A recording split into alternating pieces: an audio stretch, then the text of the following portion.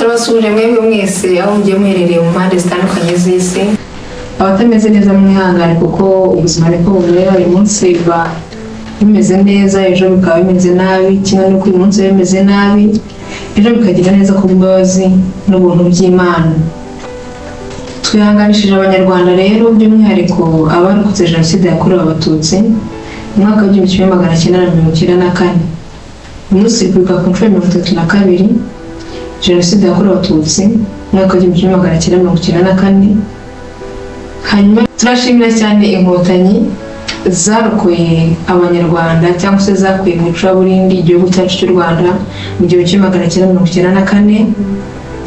ubwo byari bimeze nabi cyane uko amateka bitwereka, ariko turabishima cyane ko bahagobotse bazanywe n'Imana kandi bakozwemo neza kuko Imana yari yabatumye kuwukora, kandi uyu munsi baracyabikora neza. turabashimira cyane.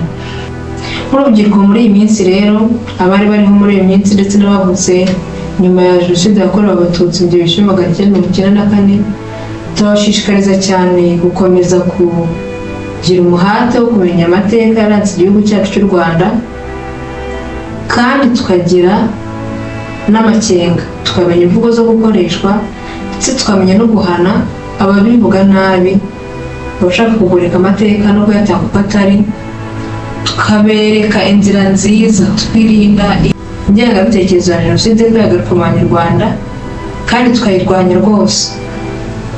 Dukomeze kwibuka twiyubaka.